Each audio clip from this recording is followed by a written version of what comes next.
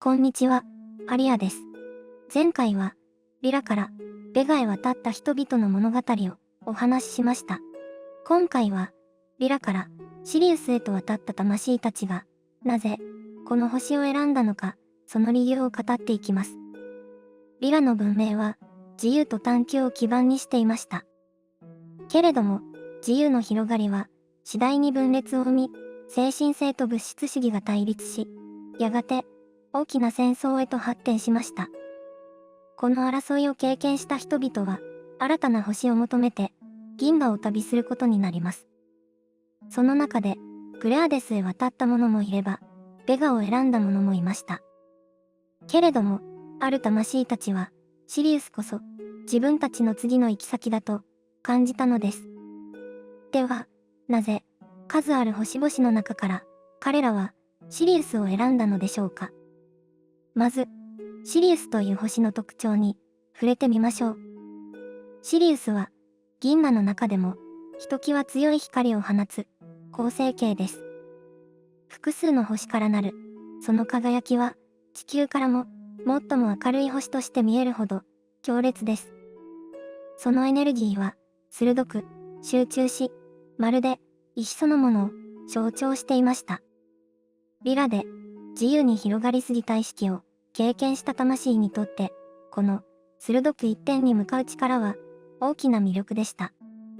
リラの戦争は力をどう扱うかというテーマの失敗でもありました。そのため、シリウスを選んだ魂たちは力を放棄するのではなく、力を投与する道を選んだのです。シリウスはそのために最も適した環境を備えていました。星のエネルギーが集中し、秩序を好む性質が、リラの混沌を超えるための舞台になったのです。もう一つの理由は、知恵の欲求でした。リラの文明には、もともと強い探求心がありました。けれども、その探求心は、分裂によって乱れ、戦争へと利用されてしまった側面もありました。シリウスを選んだ人々は、知識をより深く、正しく使いたいという願いを抱いていました。シリウスの環境は知識の探求と体系化に非常に向いていたのです。星の振動や自然現象は精密で観察と記録を重ねることで宇宙の法則を学ぶには格好の場でした。また、シリウスは水と深い関わりを持つ星でもありました。豊かな海や流動するエネルギーは感情と直感を育む場でありながらも同時に秩序を保つ循環のシステムを象徴していました。リラで感情が暴走し、争いを生んだ経験を持つ魂たちにとって、シリウスの水の秩序は感情を整え、意識を鍛える訓練場となると感じられたのです。ここで他の星との違いを見てみましょう。グレアデスは愛と調和にあふれた星でした。しかし、そこでは個性を伸ばすよりも全体の調和に重点が置かれていました。そのため、知的探求や意志の強さを手放したくなかった魂には合わなかったのです。ベガは多様性と静けさを抱く星でした。孤独や違いをそのまま受け入れる場所。しかし、シリウスを選んだ魂たちは孤独ではなく統合された力を求めていました。静けさに身を委ねるよりも再び鋭さを持って進化することを望んだのです。アンドロメダは広大すぎました。そこへ渡った魂もいましたが、多くは遠すぎる隔たりに恐れを抱きました。シリウスは距離的にもエネルギー的にも今すぐに取り組める進化の場として最適だったのです。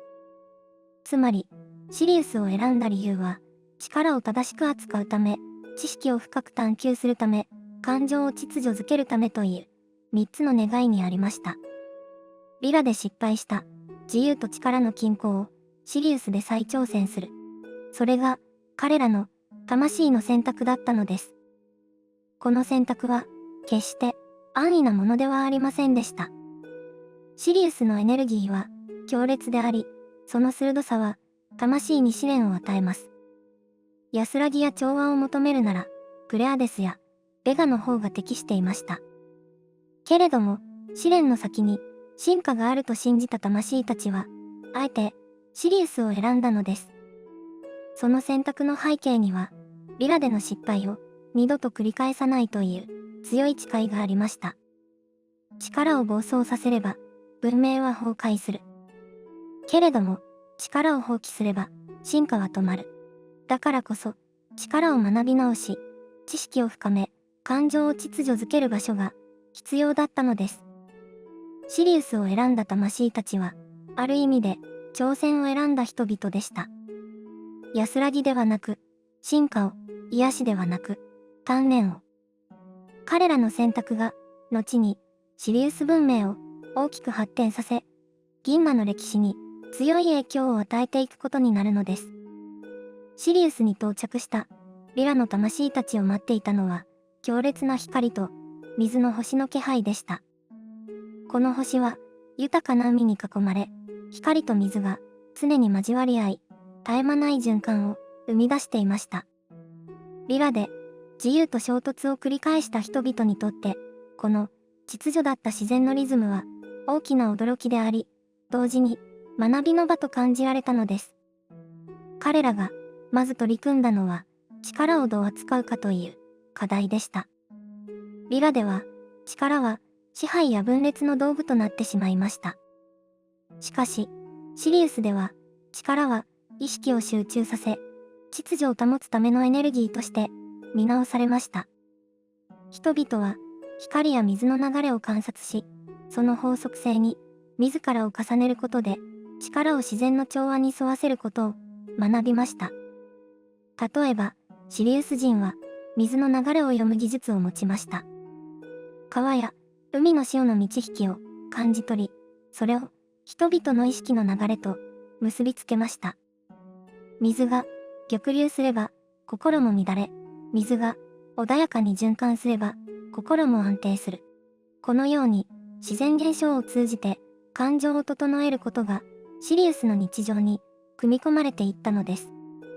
また、知識の探求も生活の中心となりました。シリウスは夜空に近い星々を観測できる環境を持ち、天文学的な理解が大きく発展しました。リラ人の知を求める性質は、この地で存分に生かされ、宇宙の法則を体系化する作業が進められました。しかし、知識は独占されることなく、常に共同体全体に共有されました。これは、リラで知識が分裂を生んだ失敗の反省から生まれた知恵でした。シリウスでの社会は、厳格な秩序を重んじながらも、精神性を失わないものでした。人々は、日常の営みを儀式のように大切にしました。朝の光を浴びるときには、心を整え、夜に水辺で過ごすときには、静かな瞑想を行いました。こうした習慣は、魂の衝動を落ち着かせ、力を正しく使う訓練になったのです。